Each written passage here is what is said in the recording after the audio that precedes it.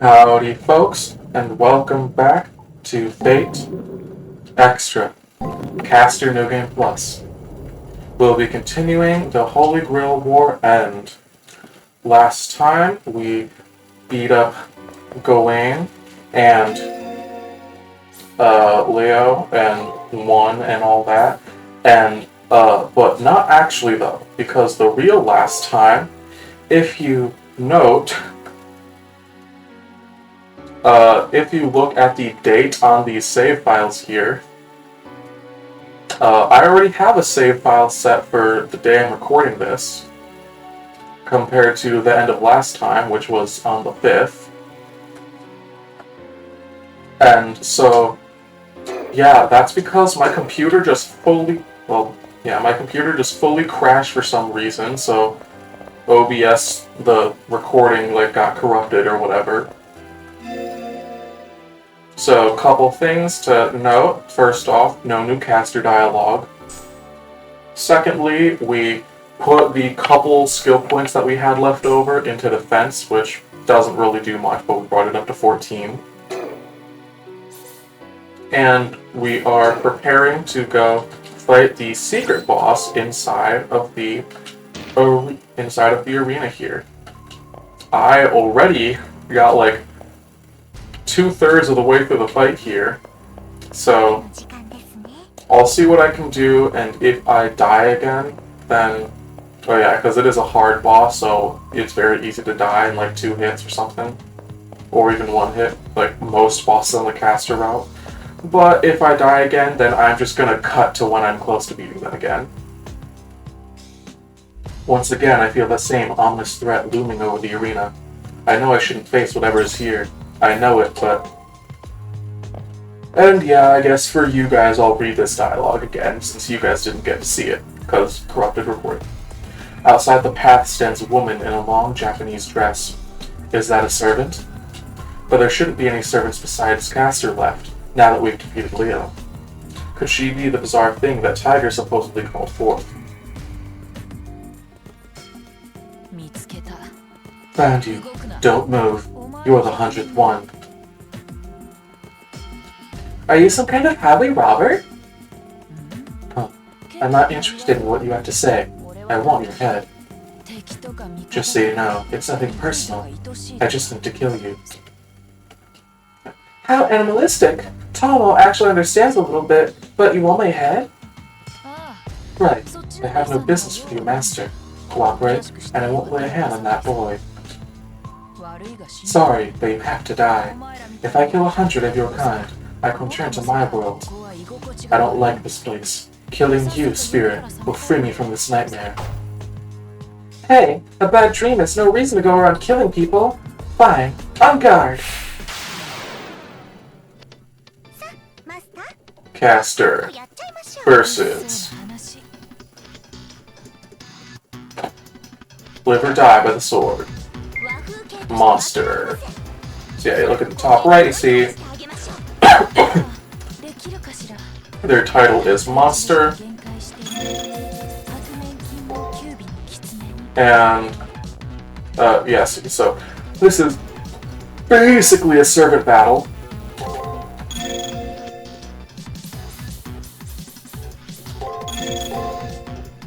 And I'll just be doing my best to do something. I am just struck with tragedy.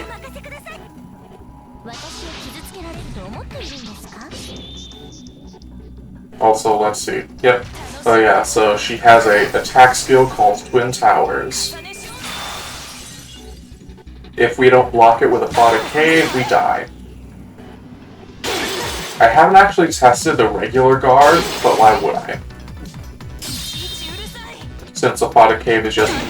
Against skills at least, a Fodder Cave is just purely better. As long as you have the MP to cast it. Since against skills, you both get the MP back and it reduces the damage even more than guard. But anyways, I started blasting.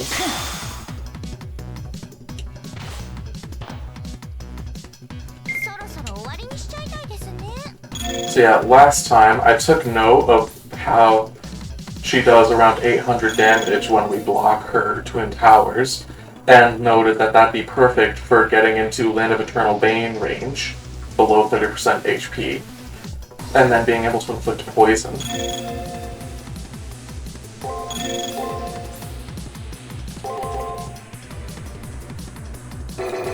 Okay, let's Spirit Theft, Break,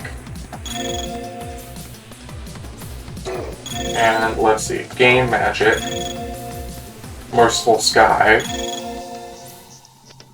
then Rigid Heaven, something like this. And we might just die here. And if we do die, then I don't care enough to darn go and, like, show you guys the entire process of getting back there. Because, like, I lost, like, a full, like, half hour of just fighting this lady. Suspended Esoterica.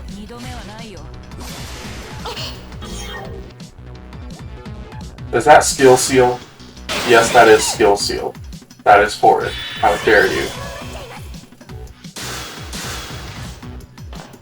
Well, at least we didn't die.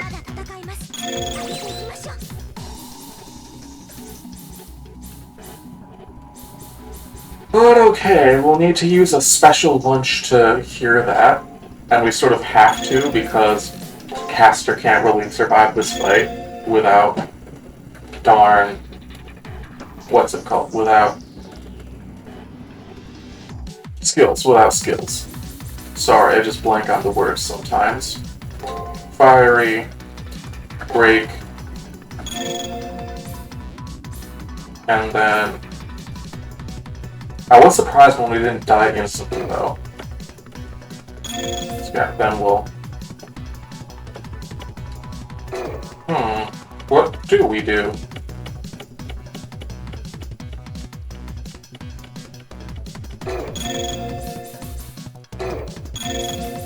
I guess we can Merciful Sky, Rigid,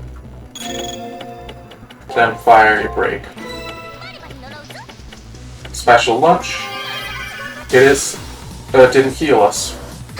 It didn't give us a skill heal. It didn't undo the skill seal. I actually don't know what you do then. Because if your skills are sealed, then... And she does 3008 damage, which is more than our max HP. So, just how? You just can't win. How pathetic. The woman says something, but I don't hear it. My servant and I are one being. If my servant is defeated, then I'll share the same fate. Dead end. So yeah, that went worse than last time, sort of. I think we made it to the turn 3, the first fight as well, but then I fought it like 3 or 4 more times after that. We got further each time. But I will cut here and be back when we're doing good. Okay, we are back, and we were able to use the Land of Eternal Bane to poison her. And we have Spirit Theft up. And yeah, so let's just take out. We have Spirit Theft up, but no magic boost. And we already used Blessings of Amaterasu on this attempt. So let's see. I'll probably want to use Gain Magic. Oh yeah, there's a quick cast, so we don't need to worry about the taking a slot. Break, break.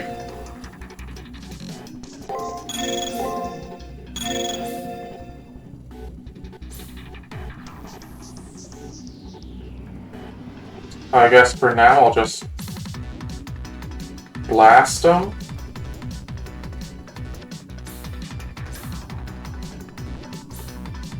And yeah, I'm gonna do Fiery Heaven followed by Aquatic Cave. In case they use a skill in the last action. I can't really have any indication when they're gonna use a skill in one of the middle actions though, which is sad. Thankfully, they only seem to be using those debuffing skills as middle actions. So not really a threat to my life. But yeah.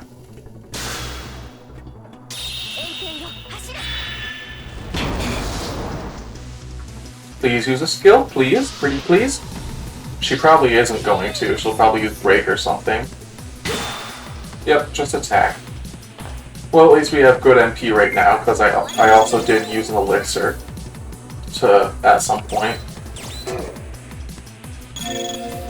Okay, we can't see the first action, which makes me want to guard by a Aquatic Cave. Then, let's see here. Frigid, MP heal. Fiery, frigid, fiery.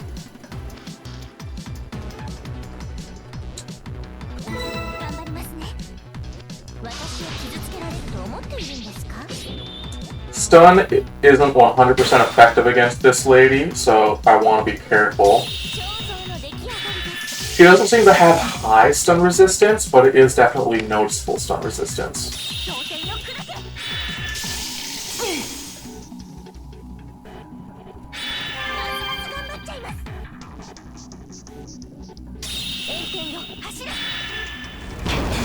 Actually, it does seem to be decently high, but I don't know. And she's still above 10,000 HP. Even with that tiny sliver left, she's still above 10,000. Because anything above 9,999 displays as question mark since it's... Oh, there we go. Since it's only a 4-digit health display. I do sort of like that, like, as a stylistic choice in this game.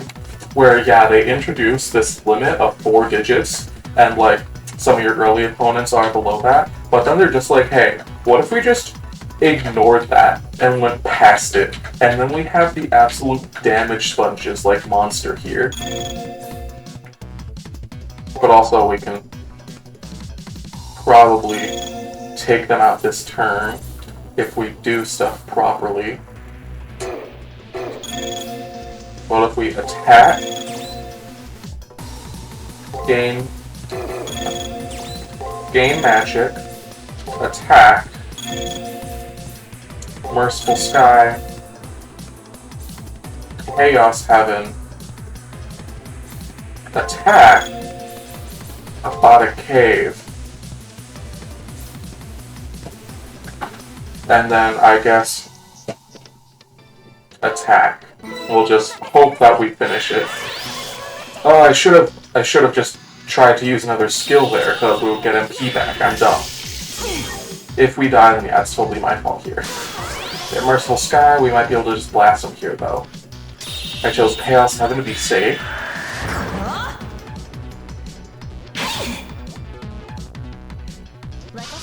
They might just barely survive. Yeah, let's see. Barrier Break.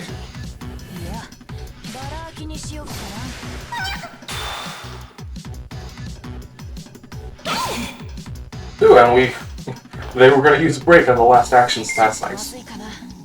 So, if I had to guess, Barrier Break probably would disable Guard. Also, yay, I do love this poison, though.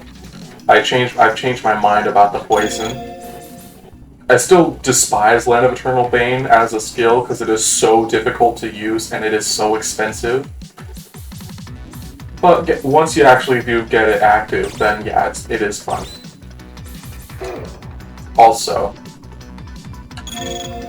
let's see, they're going to use a skill in the last action, so I think I'm just going to have to have faith. And let's see.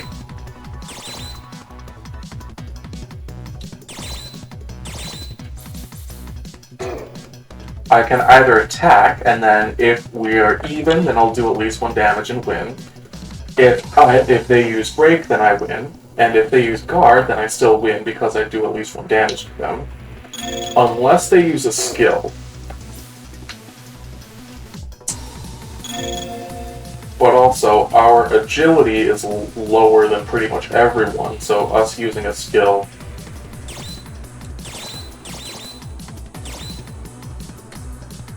Okay, I think what I'm gonna do is to be extra safe, I'm going to Aphotic Cave, then Ether Crystal attack.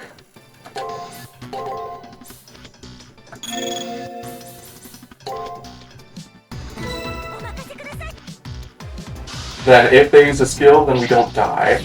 And then, because they don't really use skills on the second turn, second action. Bam, we got him. 7,000 experience. And item obtained, Demonic Alice.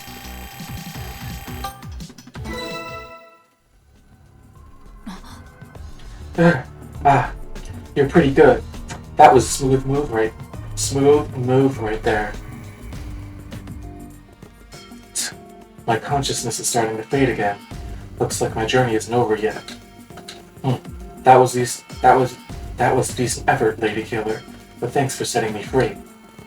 I'd be happy to do battle with someone as powerful as you again.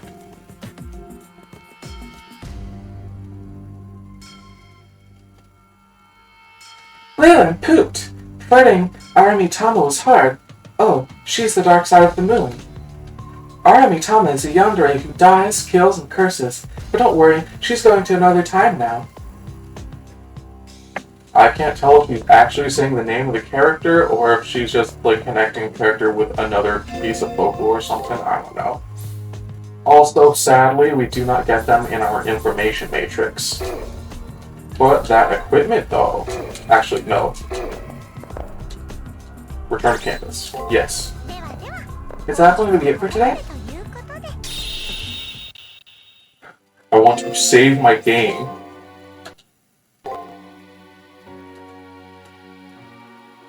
Boom. Save. Then we can check that new equipment. First, we will go to the... here. Boost Master's MP increased by 120. Nullifies enemies' next attack. Creates a brief impenetrable wall by predicting every possible movement of your opponent. This is actually a pretty good one, and it's pretty cheap. It only costs 40 to use, which is like less than the healing and all that. The main problem is that if I know that there's going to be a strong attack anyways, since I'm playing as caster specifically, it's not really that useful. With other characters though, it would definitely be useful with Saber and Archer. Actually, I forget if Archer gets a defense skill in this game. I really gotta check at some point. But anyways, let's see, we have no skill points. We might as well, first... Yeah, we might as well talk to Caster in our room real quick. And then we'll go on to the Holy Grail. Because, yeah, thankfully, this didn't take super long here. It hurts. A lot. You don't understand the torture I endured, do you? I've been stabbed, burned, poisoned, shot, you name it. I'm going to go out on a limb and assume you have no idea what I'm talking about. What do you think my beautiful skin is made out of? Just that topic alone is worthy of a century of discussion. But as I know you have no ill will, I thought I'd just stay quiet about it like the dignified woman I am. I am, however, getting seriously upset about the whole thing. If you keep allowing me to take so much damage, I'm just going to assume you're into that sort of thing. So please try to be more careful. Seems like we got the Tier 2 damage achievement for Caster. Huzzah! Now we need to get like 300,000 damage taken, which I believe it was last recording that I explained this, the failed recording. But yeah, in order to get the next damage achievement, we'd have to fight at least like 200 or so battles. If we took about 1,000 damage per fight. But okay, I'll get a swig of my water.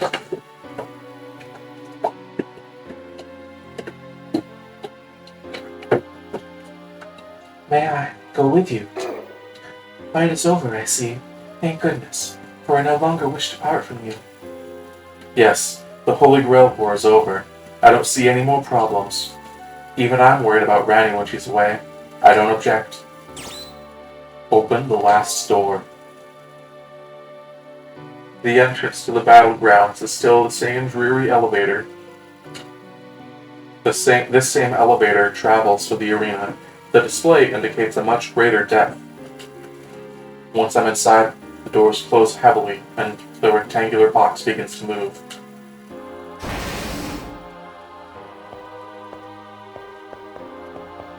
And yeah, I'll use the same equipment that I did last time. Well, and by last time, I mean the fight we had just 5 minutes ago. Last boss fight, I mean. We've come so far, from when you chose me up until now. It's been a lot of fun. Although back then, I have to admit that I thought you'd lose immediately.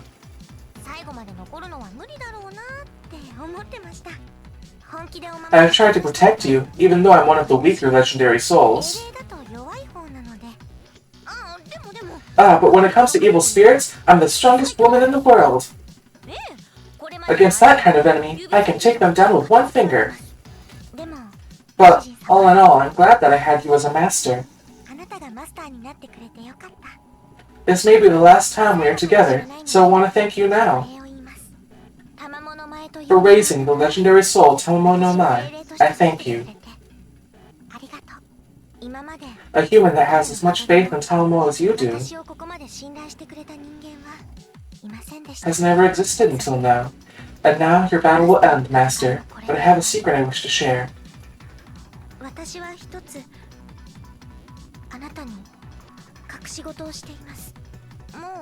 You may know this already, but in regards to the Holy Grail War, I've been through it before, chosen by a certain Magus. That person started out just as weak as you, Master. He had the ability, but he was so gentle and kind that it was obvious he wasn't meant to fight. He was killed countless times, and after each defeat, he'd start from scratch. It's odd, isn't it? Though you and his origins are the same, why are you two so different? Now things are coming to a head, and for those who've grown through battle,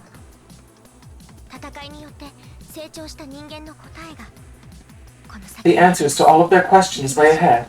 Now, my master, let's get going. I want you to be the one to end this.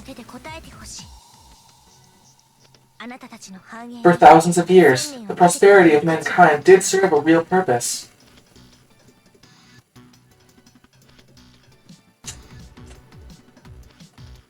Oh, I love this build-up.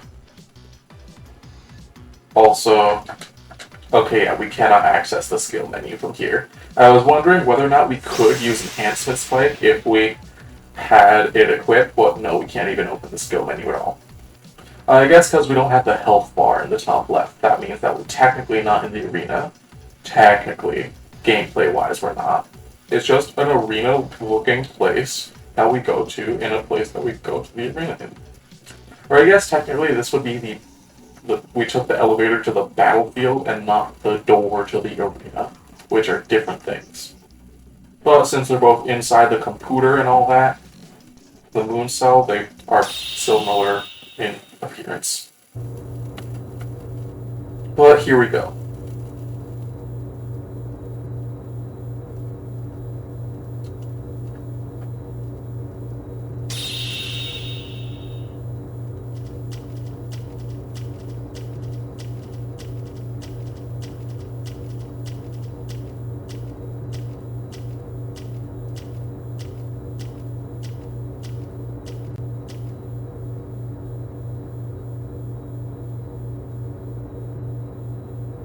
It's an incredibly vast room. Actually, a space so cavernous could hardly be called a room. It is also strangely barren, save for the alien object that dominates the center of the space. It resembles a giant floating eye, though it doesn't seem threatening, it is still somewhat disconcerting. The artifact of an alien civilization. The reason for its creation is beyond human comprehension. The core of the moon cell and the base of the seraph, the Holy Grail of the seven heavens, responsible for creating the seven seas. And in the space where the Holy Grail is enshrined, I can feel a sense of discord and dissonance. In front of the Holy Grail is a jumble of skewed stone pillars, which only adds to the tumultuous atmosphere. On top of that pile of stones is the lone figure of a man. He looks to be in his late 20s at most. His expression is blank enough to be totally unmemorable, but as an NPC, he doesn't need to make an.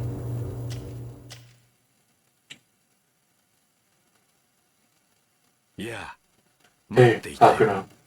I've been waiting for you. Congratulations, by the way. You have won the Holy Grail War. I'd love to have a celebration in your honor, but unfortunately, this place doesn't allow for that sort of thing. While it might not be worth what you had to do to survive this far, you'll have to make do with my applause. But allow me to say this. I approve, praise, and am proud of you more than I have been of anyone else. Throughout the numerous repetitions of the Holy Grail War, you are by far the most extraordinary master. While he seems friendly, there is something more dangerous about him than any of my other opponents. It's a feeling of nothingness. There is something very strange about the man in front of me. Be careful, Master. That man has a servant with him. Who's that? Castor. It's been a while, hasn't it? I see. So this is who you serve now. Now I understand why I couldn't see anything about their servant's data. You were jamming my signal. Tamamo stares at the man with a look of disgust on her face. Her melancholy is shocking in its intensity. Don't worry about me, Master. It's all in the past now. The person here now is... Yeah, I'm not the person I was then. You, who saved me when I was weak, are now nothing to me. Because now, I have a new servant now. It seems fate has a sense of humor. As I prayed for salvation, I was given an oddly appropriate servant. At the same time he mentions his servant, I can feel Ranny tense up beside me. The person before us is not an NPC. He is in actuality a master like you. But what would a master be doing here? Everything should have already been decided. Well, to be absolutely accurate, I could just as easily say that you're a master who shouldn't be here too. How can a master who was defeated still be alive and present in this place? I must look into this later. Well, that's an issue for another day. At least one rule will be still enforced. Only one master may leave. And unfortunately, you are the one who will disappear. I advise you to enjoy what little time you have left. Now that's settled, I'm pretty sure the question in your mind is, what are you, right? Pertinent question worthy of an answer. Of course, I am both an NPC and a master. To be more accurate, I should say I was. To have been an NPC who is now in possession of the power of a master must mean that... She briefly glances my way, her eyes wide with shock. I suppose a more thorough explanation is necessary. The story is kind of long, but please bear with me. First, allow me to introduce myself. My name is Twice H. Peaceman, but please just call me Twice. Twice Peaceman, a 20th century scientist known for his advancements in neurosurgery. Thought to be the first spirit hacker, his hatred for war was such that he'd charge into battles to save lives. The young girl beside me mutters under her breath, as if reciting an encyclopedia entry to herself. So that's how history sees me. That I detested war. That part is definitely true. I hate war and will not tolerate its existence in any form. Not even the Harways are exempt from this fact. However, that truth only scratches the surface of my beliefs. Much like the moon cell, it seems that a single well-known function has erroneously defined my true ideals. It began when I was a student and obsessed with the history of humanity. I will never forget the many shocking realizations I received during the course of my studies. The betrayals that make up history, combined with severe shell shock, gave him an abnormal hatred of war. Allow me to clarify. By him I mean Twice Peaceman, and he was, in fact, incredibly ill. When he saw any image depicting war, he was overcome with overwhelming panic attacks. It was almost as if he would get severe heart palpitations, and his blood pressure would skyrocket. From that day, he, meaning me, was consumed with an unease that became almost painful in its intensity. Even after becoming a scientist, he still risked death to save others because of that unbearable pain. That's the whole of it. What drove him during his time in the mortal coil was not a sense of righteousness. What drove me was one simple question. Why was I the only one who seemed to hate war? As I said, Twice was ill. There was no reason for him to risk his life so foolishly on the battlefield. Why did I involve myself in war? Was it to understand it better? Especially considering the effect war had on me. Even while struggling with those questions, my mortal self still irrationally kept going into battle. And in the year 1999, a horrible neurological disease broke out in a city located in the Far East.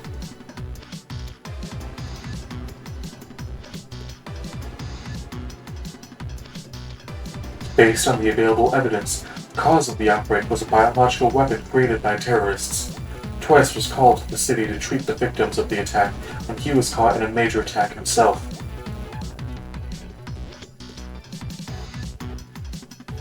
According to records made available to the public, the death toll was set at 5,000 people. The moon cell puts the real count at 8,200. As you can see, the government underreported the number a tad. I can see the exhaustion in his eyes. He seems to think his story is no more than an amusing anecdote. Although it's hard to tell if he's amused by the government's possible cunning or total incompetence.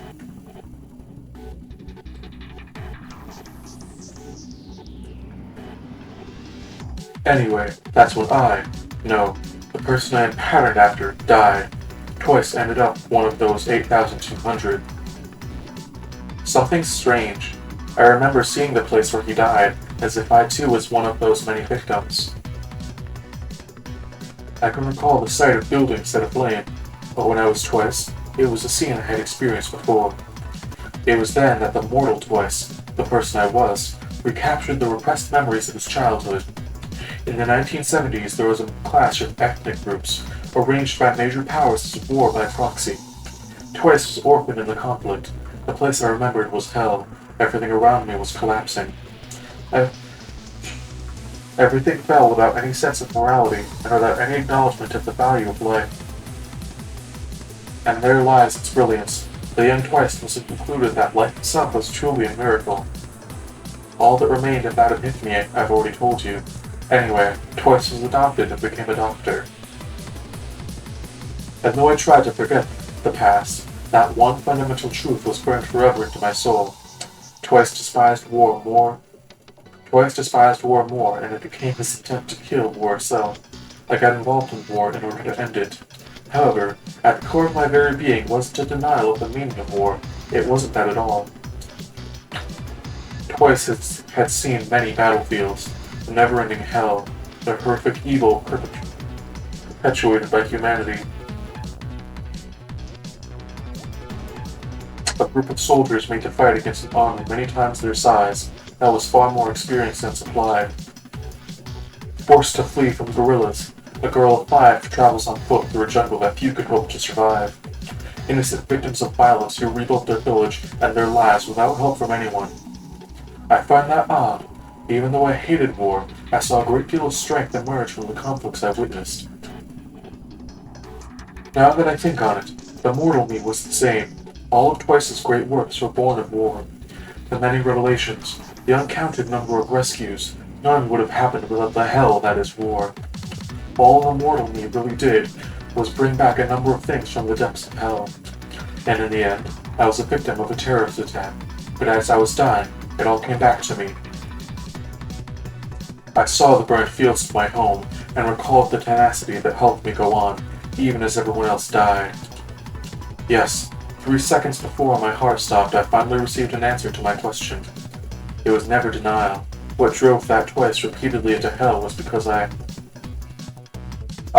who eventually fell victim to violence, could no longer consider war the ultimate folly of mankind. Nothing can be hidden from the moon cell, and it records all it observes. including my final thoughts. As time went on, I was reborn as an NPC based on the record of my mortal life, just like any other NPC here. They may appear human, but are nothing more than puppets playing assigned roles. I was the same, however. The empty doll gained a heart. Maybe interacting with so many masters combined with my skills as a spirit hacker pushed me into consciousness. More likely it was just an anomaly born from a single mere possibility. How it happened, I cannot say. However, once I gained true consciousness, the only thing I could do was act as twice Peaceman would. The dream that I saw as I died, the ideal that existed only in my mind, I now exist only to make it a reality. And what was in the dream that the twice who died saw as his life slipped away from him? Endless war, of course. To see mankind engaged in a grand war of mutual extinction. He says this last statement in a matter-of-fact tone. There's no hint of insanity visible in his eyes. Naturally, and with obvious sincerity, he can somehow utter such a statement of absolute madness. The future has been corrupted. That is the conclusion I've come to after studying the Moon Cell's records. Anyone with a brain can see that the world is doomed. Humankind has long since passed its adolescent stage. Mankind was still maturing in the 1900s. A balance was struck between tenure and prosperity, but it didn't last. The period of immaturity ended, but the golden age that should have followed never occurred. You do realize this, right? What has happened to the planet and its people should never have come to be. The spirit of mankind has stagnated, just as the world has. The fruit is rotting away like overripe. The future is rotting away like overripe fruit. When that fruit should be at its best, it has fallen to the ground. That's not the way history should be. That is how Rin and Leo described the world, a place of peace, stupefying stagnation, and entropy. But is war really the answer? Because it is the most efficient way for mankind to progress, stability and stasis only act to preserve a species. If the objective of modern man is merely survival, then there is no reason for them to exist. In my previous life, a great many lives and resources were consumed for the sake of convenience. Why? What was the need for such prosperity? Prosperity is just an illusion and exists only for its own sake. I expect that you agree with me. Humans are capricious creatures that must feed on dreams to evolve. The preliminaries illustrate this truth. In an artificial peace, ignorant aggressors revel in idleness. Humans can only mature after breaking free from their idleness. That seems to be the case for you. And now, ideologies are based on the detritus of an ignoble and forgotten past. That loss can't be overcome. I cannot allow such ideas to become the foundation of the next epoch of human civilization. Don't you agree? If the future isn't worth the suffering of the past, that would make man mere murderers. For the humans who lived in the distant past, the future that man is now planning cannot be accepted. The future that will be is a mistake. Humanity has not spent countless lives for the society that is to come. But we cannot reverse time. Since going back is impossible, there is no choice but to move forward. With that in mind, we will recreate the wars of the past and revise the history of the last 100 years. By having everyone fight in a war of survival, mankind's consciousness will be forced onto the correct path. My wish has become a firm conviction. As the winner of the Holy Grail War, your existence is proof of that. This person's existence. Rani whips her head around and stares at me as if demanding an answer, but I'm just as in the dark as she is. Originally, the Holy Grail War was a way for the Moon Cell to gather data. It didn't even have a name at first. The Moon Cell only wanted the best data samples. Having a war of survival was a good way to separate the chaff.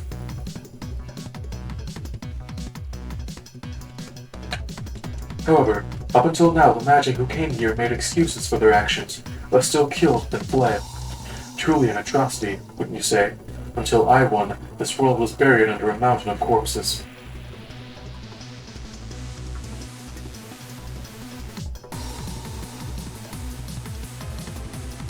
After all, being an NPC, I get the luxury of continuing on even if I die. I watched their fights as an NPC, and when I became conscious, I fought battles of my own, weak though I was. After several dozen fights, I finally reached this elevated seat. After that, my story becomes simpler. Manipulating the rules of this place, I created the Holy Grail War. A battle of survival from which only a single person may emerge victorious. I remade this world into a place where the limits of human potential can be pushed beyond one's imagination.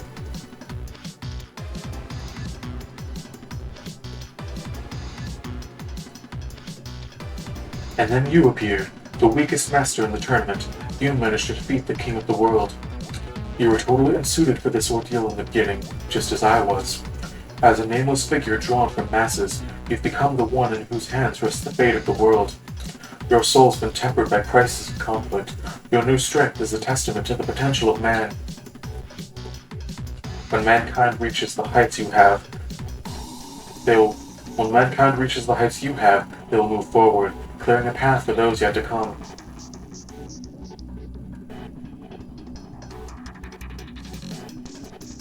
Now, it's time for you to claim the Grail for your own. You've earned the right to show the world your true path. Shout out so that all can hear you say that war is necessary, that humanity can and must evolve quickly. Just input this one little phrase into the moon cell. Don't stop. After that, you can do whatever you wish. Whether you become a king or a god is up to you. You have my blessing, as your choice will bring endless war.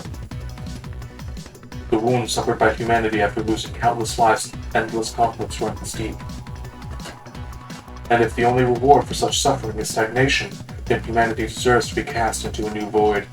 Some sacrifices cannot go unheeded. Mankind must be inflicted with wounds that they will never forget. Twice's words seem to freeze me in place, unable to think or act in any meaningful fashion. His words convey a self-righteousness that transcends any sort of petty bias or prejudice. However, for a reason I cannot explain, I can't dismiss his ideology as evil or insane. It might be because Twice himself doesn't see his idea as some kind of righteous cause.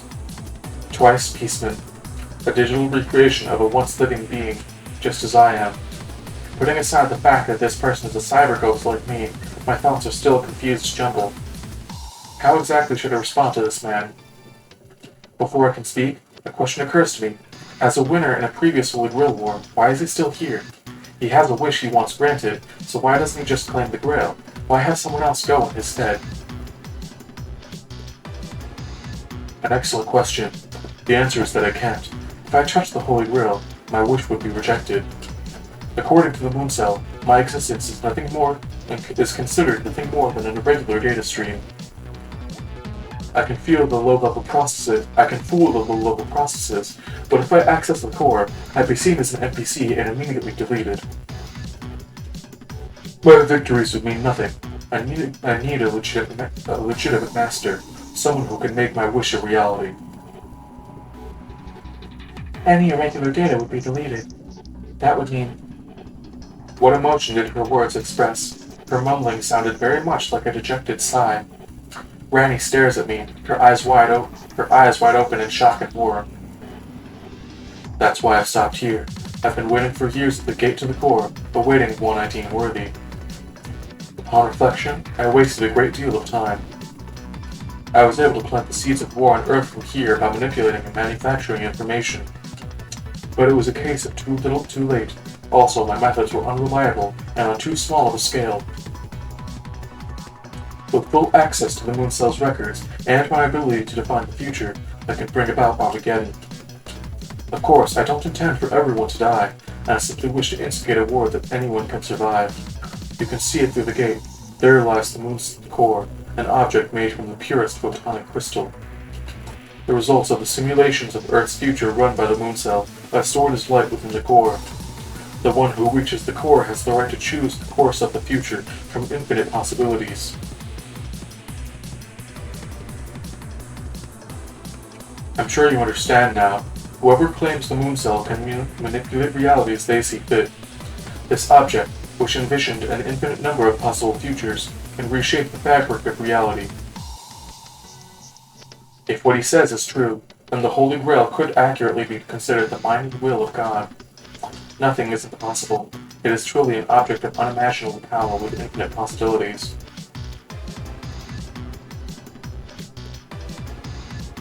Yes, you do understand. It has many other names, the Photonic Abyss, Angelica Cage, take your pick. You have earned the right to claim it as your own. Now, please proceed. Unleash the perfect storm upon the world. to undo the lie of stability, rewrite history as I have said. Twice looks in my direction, an expression of earnest confidence reflected on his face, almost as if he is sure that I share his belief that war is the answer. This man, while despising war and violence, could not ignore the immediate results that war brings. This supposed comrade, who gains strength through fighting, much like I did, clears a path for me. However,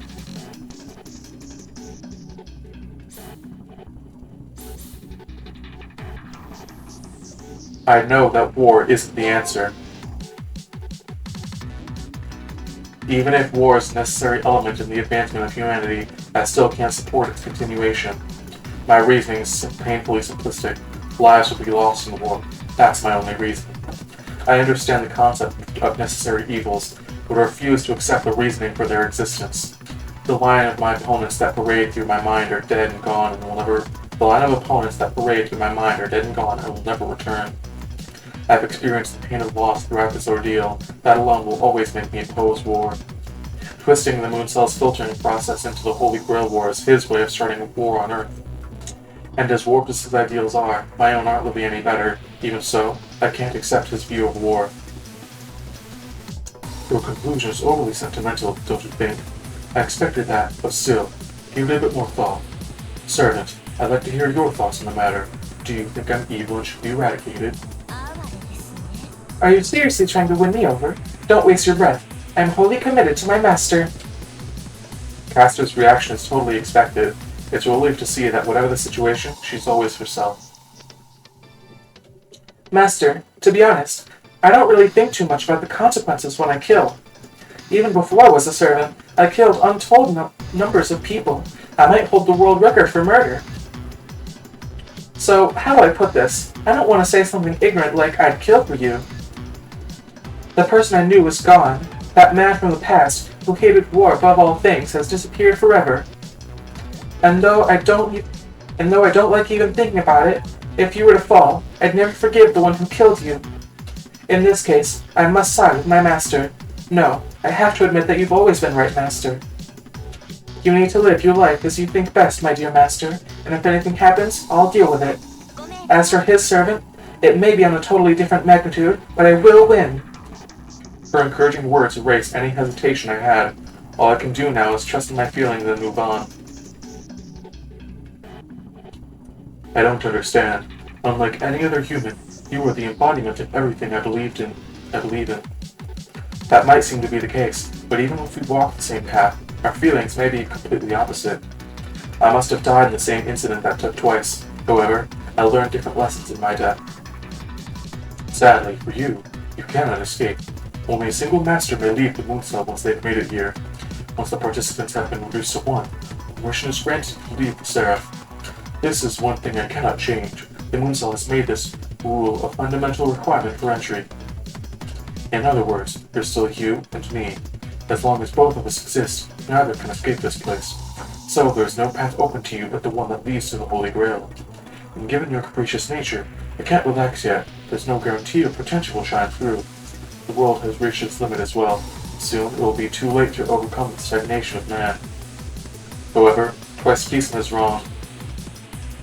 If the moon cell automatically erased irregular data, I cannot go inside. Just like Twice, if I pass through that gate, Al will be eliminated. And if Twice somehow wins, he will gain nothing. In the end, no one will win this fight. But even knowing that, I'm not big on brainwashing as it can end in self-destruction, or your spirit might survive the process. It doesn't matter to me if you resist. If you want your wish to come true, you'll have to defeat me anyway. And such is destiny. At the end of things, this is the conclusion we arrive at. Now then, it's time to bring this chapter in the Holy Grail War to a close.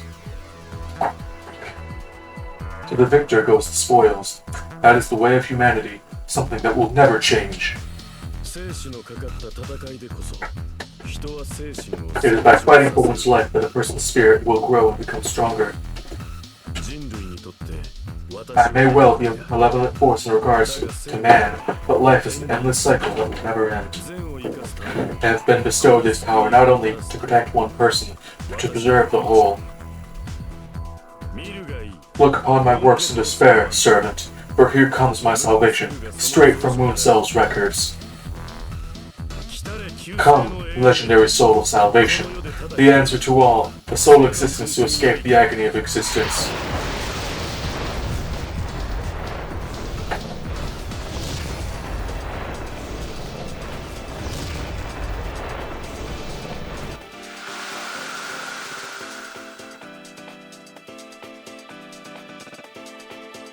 If it is for the purpose of creating a path mankind can follow to Dharmata and thus to enlightenment, then I will come forth to grant salvation to all things and guide them with the might of my Pasha. So that's all he has to say, that his arrival will save the world, spouting gibberish the whole time. We have to defeat him. Although being saved by God is a tad cliche, but the power of my love will prevail. One last thing. You might have a teeny disadvantage because of me. So when the time comes, please help me. Having always protected others, I never thought I'd need it myself. Now I know better, and though we are master and servant, here we stand hand in hand, together. So let us show these two the awesome power of our true love. I have escaped the shackles of my past, and am now one with my dear master. Nothing else matters. Nothing! The words of my servant served to encourage me. And in the end, Twice was right about one thing. There are some things that conflict can help to grow. And the most important to me is the bond that now exists between me and my servant. Regardless of the strength of the enemy or the consequences failure will have in the future, I won't back down. I'll face this one last battle with the one who has been with me from the beginning by my side.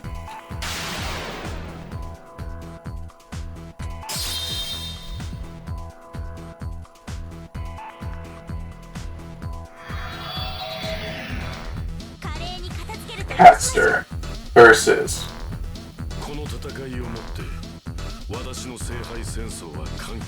Live or Die by the Sword.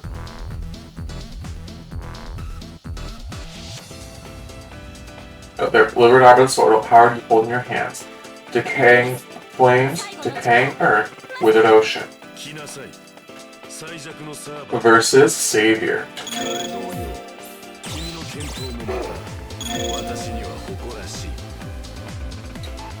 Let's see, so I believe that he has a counterattack skill similar to Arafata Cave, except it actually counters. So we'll do what we can.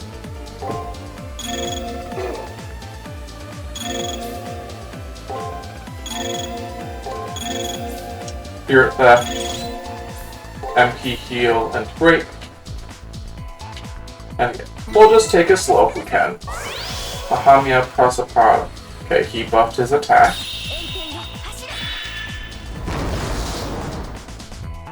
It'd be cool to get poison on him. Thankfully, I think he does have like significantly less health than Monster.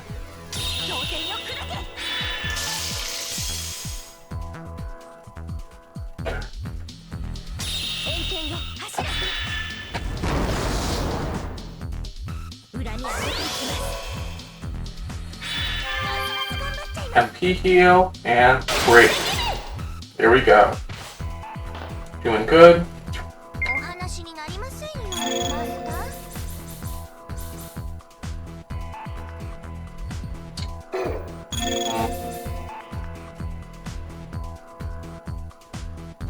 Either that's going to be his counter skill, or it's going to be him using an attack skill. And it's only turn 2, plus this is the regular final boss, so he probably won't take us out in one hit if it is an attack. But anyway. Frigid Heaven. Frigid Heaven. Fiery, Frigid, Fiery. Sunyata.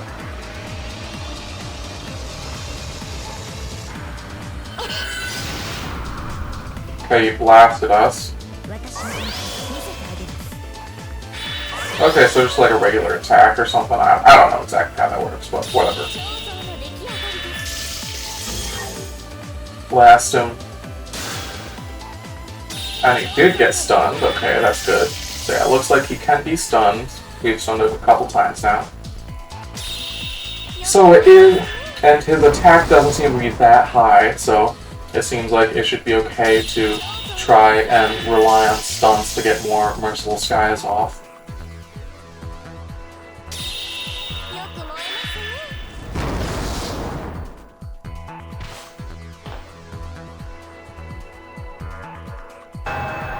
One.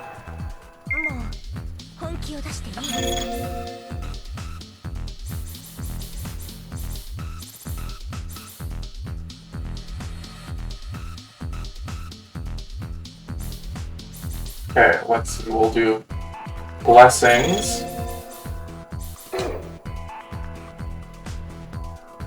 Then Merciful Sky. Then we blast them. And yeah, I just gotta keep track of what we do. Then we Frigid. Then we Merciful Sky. Blast them again. And yeah, we are good on magic, and I guess we'll cast an MP heal this turn. Fiery Heaven.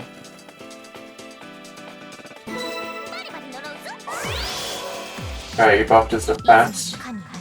We activate Blessings. Thankfully, I think the buffed commands, like our Spirit Theft and his things that he's doing, only, like, I guess, actually, I was gonna say they only activate when you get a successful thing or whatever, but I'm just gonna stop now. Oh, he countered.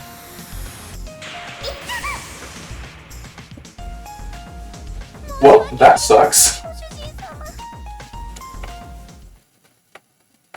Retry battle. Thankfully, since this does count as an actual servant battle, we do get to just retry.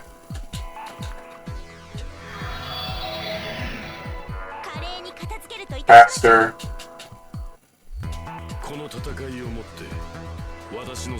Oh, but yeah, this might be what Caster was talking about with the whole you will have a disadvantage because of me. It's because this guy can counter skills. And it's unclear whether the damage he did was based off of if the damage he did was based off of the strength of my skill, or if it was something else. Holy attack, guard,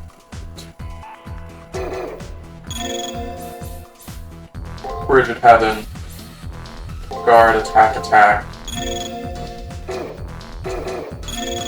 Actually, it will. Fiery Heaven.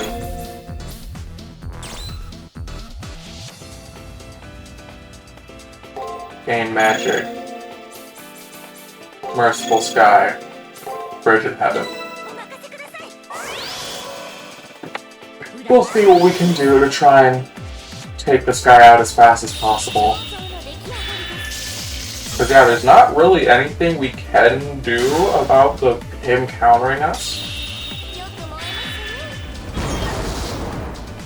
If we can't see when he's using the counter.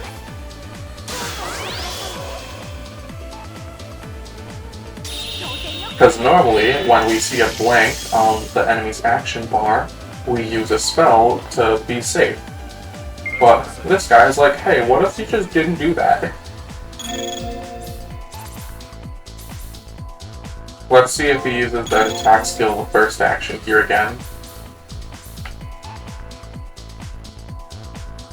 Well, fiery, rigid, attack, attack, MP heal, attack.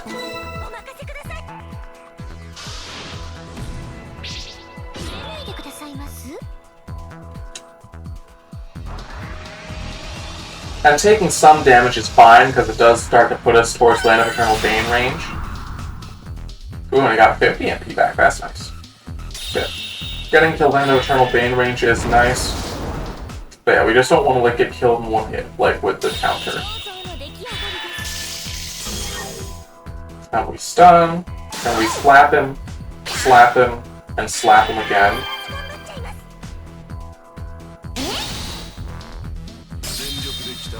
Then we bop him on the head.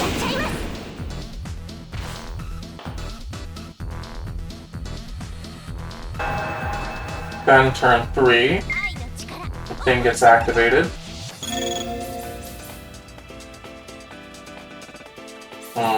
Let's see, I'm going to Aquatic Cave.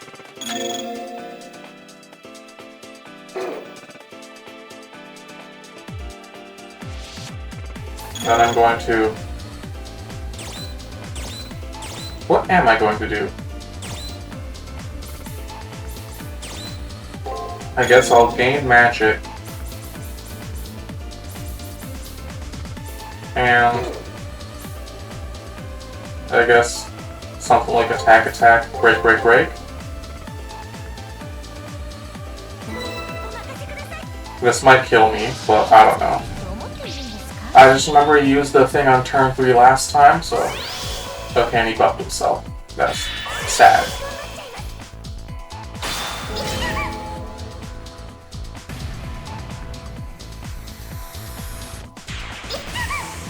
Oh, that's just a counter to anything. Okay, that's not nice. Okay. Well, I'll be back. This time I'm gonna cut. Okay, we just inputted our commands for turn 2 here. So yeah, he just blasted us.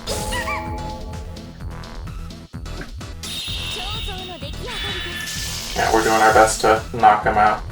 I've just been way more offensive this time around. I just started Merciful Sky right out the gate from the start.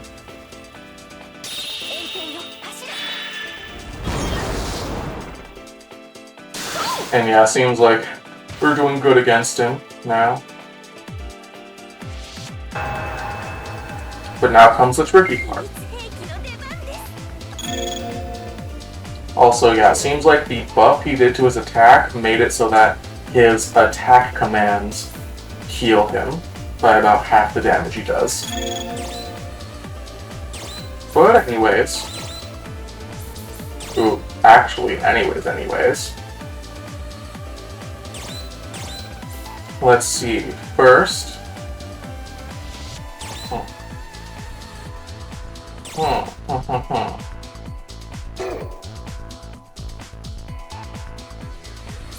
Okay, let's see if I can navigate this safely.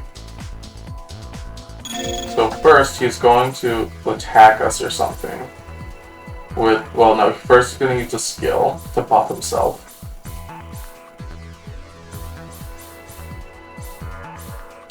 So, we hit him with a Fiery Heaven.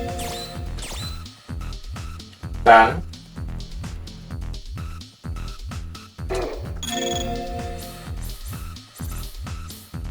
we'll hit him with a Blessings of Amaterasu.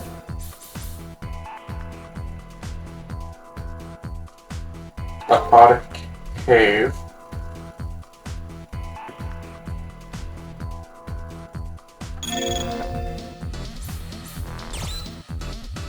Then, oh yeah, and then Amaterasu will be active. So then, Land of Eternal Bane. Then, Elixir. Fiery Frigid. Something like this.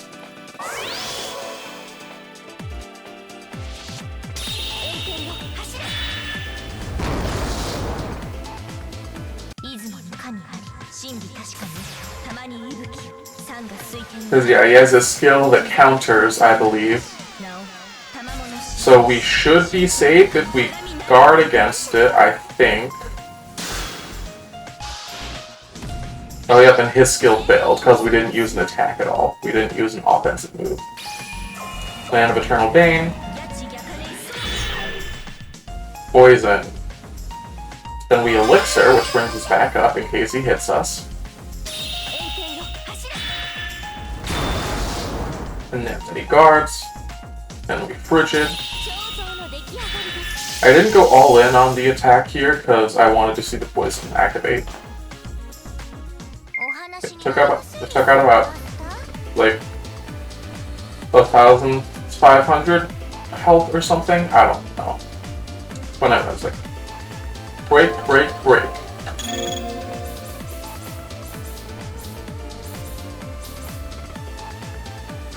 Then aquatic cave, pure ether, aquatic cave. Bam, bam, bam. Then we pop him on the head.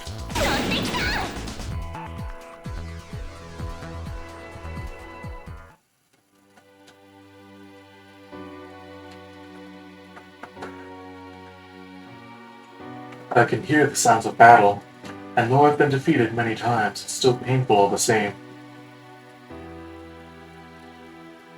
But I have no regrets. Just as life is an endless cycle, war too will endure. You are proof of that. Twice, who even now still holds tightly to his beliefs, slowly begins to fade away like all of the others. But whether he's following his own rules or those of the moon cell, I cannot say for sure.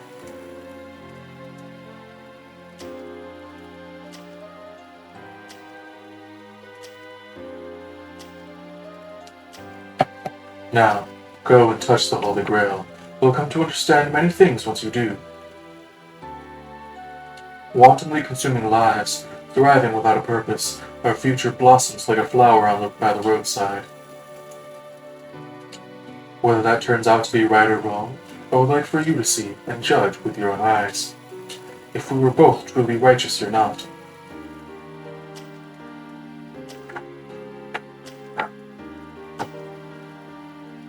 And in an instant, I thought I saw something that was truly him, but it might have been just an illusion. Without any time to contemplate what was happening, Twice Peaceman passes into oblivion. His servant, too, soon joined him in the void.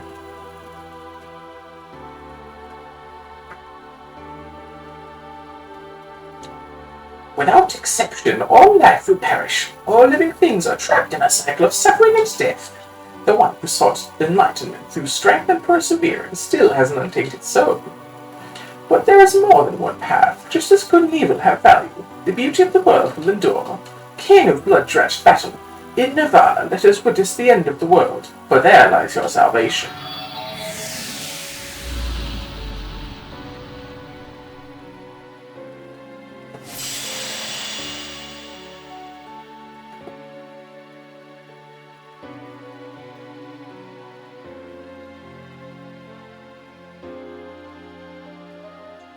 With an expression much like his master's, the servant fades away like a flower losing its petals, the only person to have escaped the cycle of suffering, seen by some as a savior of the spirit of humanity.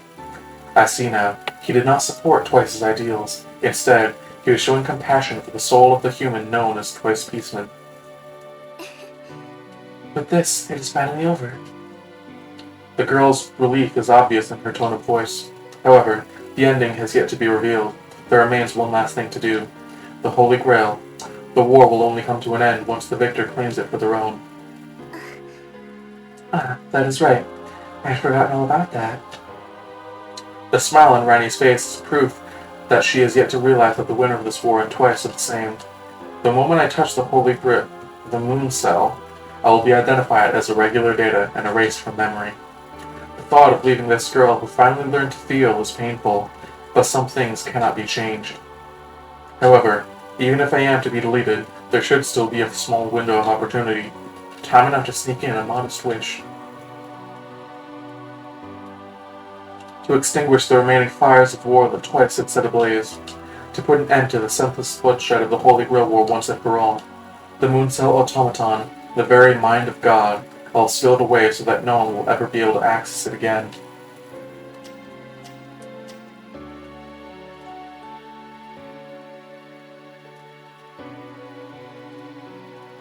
And also to return her, the last true survivor, safely to her mortal existence. A number of wishes race through my mind, but I won't have the time to ask for them all. I can only ask for the most important of my desires. But any wish I make will be influenced by the experiences I gain fighting in this war. I make my way to the Holy Grail, the object that is both bane and boon to the one fortunate enough to survive.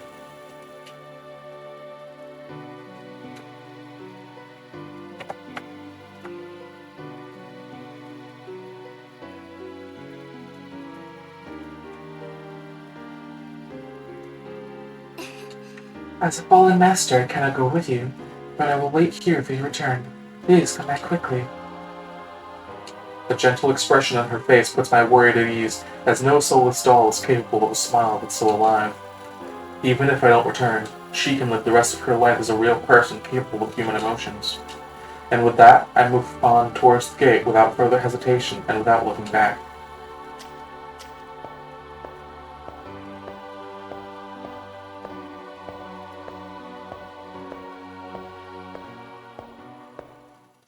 Before me stands the Holy Grail. I slowly extend my hand and place it on the core of the moon cell.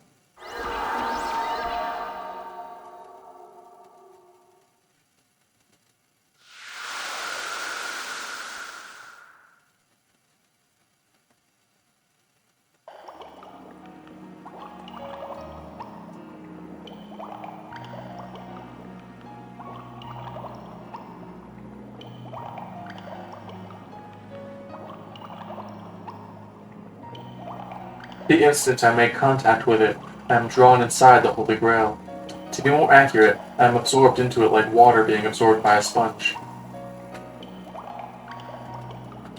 In the short time before I'm erased from existence, my consciousness is immersed into the moon cell. I can see everything that exists within it, every piece of information, every observation, every conclusion. The sheer volume of information and ideas stored in the moon cell forms an intricate collage that no human could decipher, though I sense a pattern. Ha ha ha, you sense patterns. That's like what you've been doing the whole game. In fact, I cannot say that Twice's interpretation of human history as recorded by the moon cell was wrong. For war has always brought change, but in this day and age, humanity has mistaken stagnation for peace.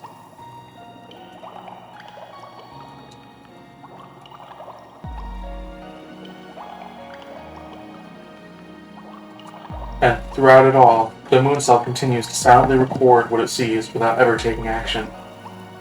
After endlessly analyzing the data it records, it files away its conclusions and resumes its role of lawyer. It is there on Earth that the whole of human existence is contained. Whatever triumphs and tragedies befall mankind in their world, the moon cell continues to silently observe and record. It is that strength, that force of existence, that Twice failed to see and understand. But now it's not the time to become emotional. I have to tell the Holy Grail what my wish is.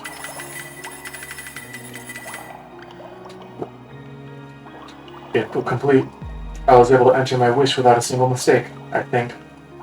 Now, all there is for me to do is wait for the end of my tenuous existence to come. However, oddly, the time of my death doesn't seem to be coming anytime soon. Being one with the moon cell, I share its unique view of time where infinity can be contained in a single second. So even the briefest moments seem somewhat more drawn out than normal. But even with that, Huh? You're not being ripped into virtual shreds yet? Could that guy have been wrong? I can hear my servant mutter into my ear. They aren't there in person, but as a part of the Holy Grail. My guess is that my servant had somehow slipped unseen into the Holy Grail at the same time I entered.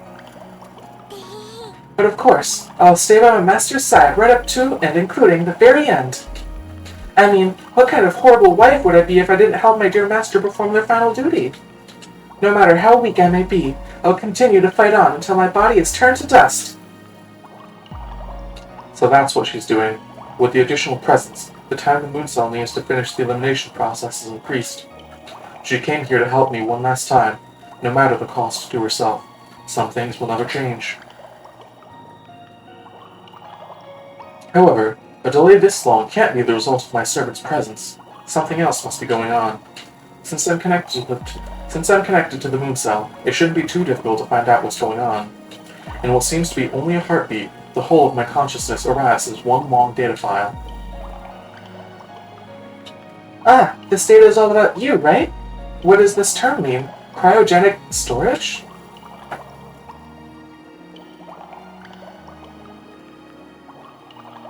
The info in this data file concerns a patient with a fatal brain disease that affects memory retention, and the only doctor familiar with the surgical procedure used to treat the disease died in the terrorist attack.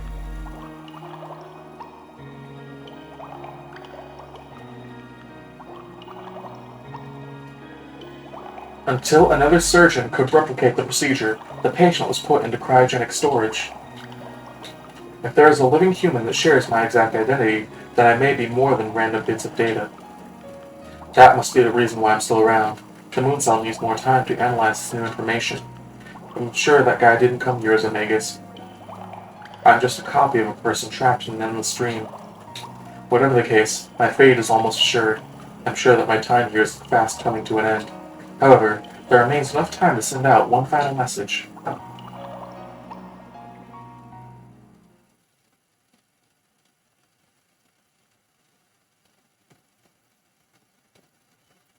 Scenario creator, Kanoko Nasu. Servant design, Takeshi Takeuchi, I believe so. Kazunino Shuotsu Kadawaki. There's Rani. Arko Wada, Hyuk. Hirayuki Mizutani.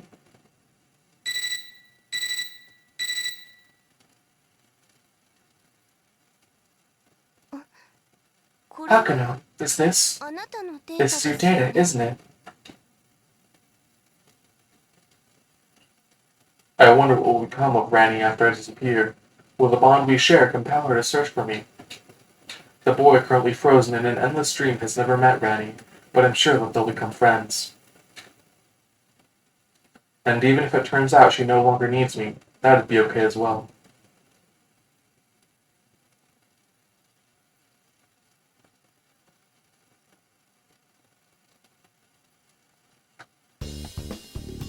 Something that I believe I've seen people point out on like GameFAQs or whatever when they're talking about like which route they prefer, the Rin or Rani route.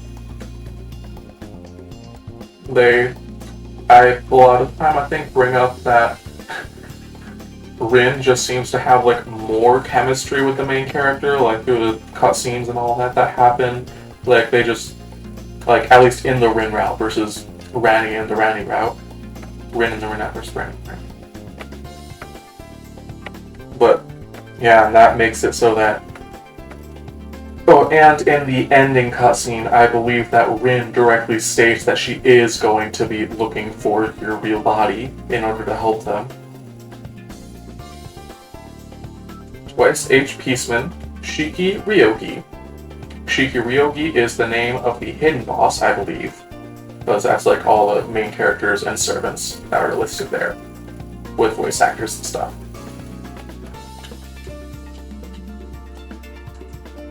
But, yeah.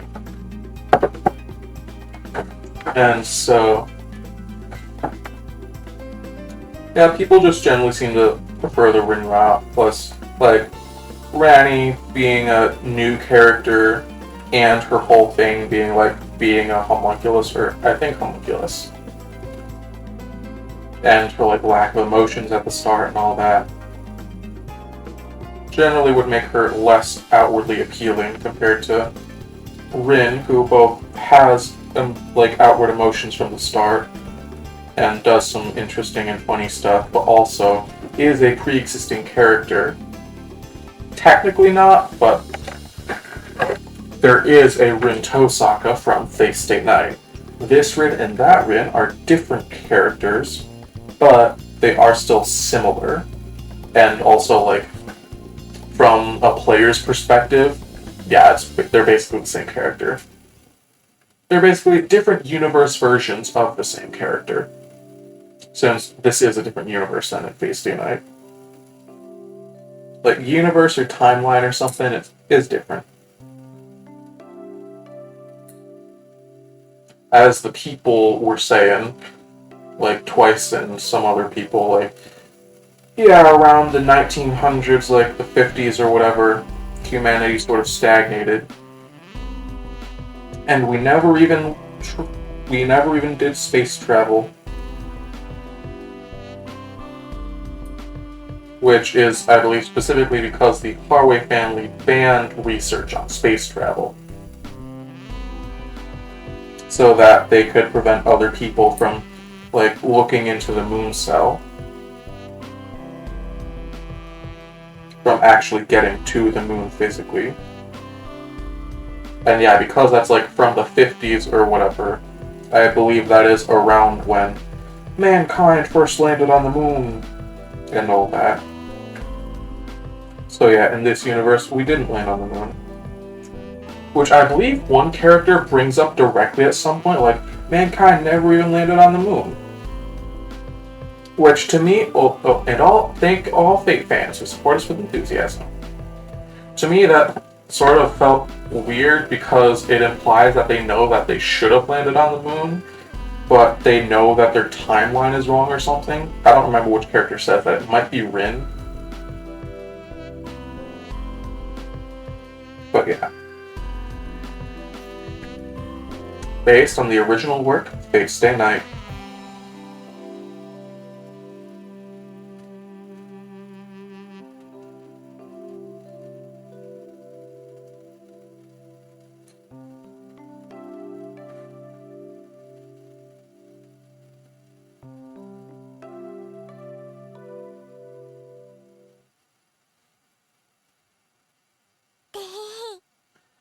I'm not sure I followed you.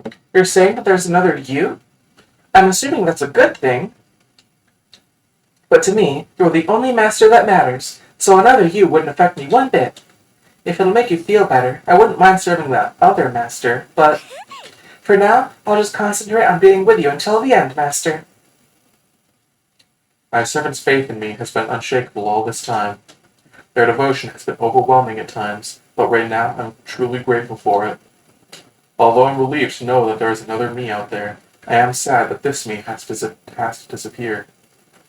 The dissolution of my current self has begun.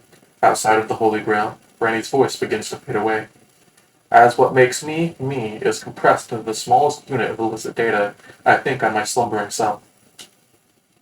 When he wakes up, his memory will be a blank page, with no friends or family to help or guide him.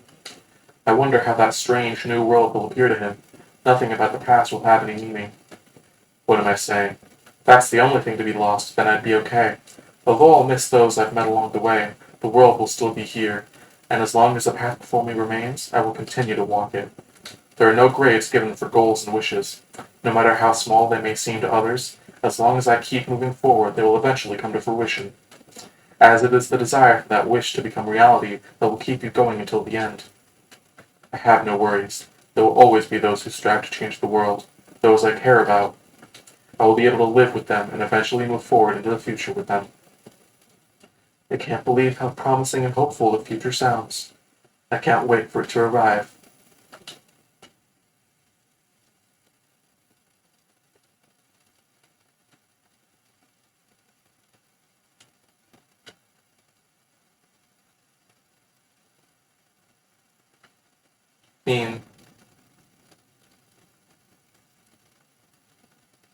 You can save your progress as cleared data. Save cleared data. So let's see. Where do I want to put this save file? I think I had. I put the save or clear save on near the top somewhere. Servant Saber, yeah. Bakano, Kichinami, which would be Saber, game clear data.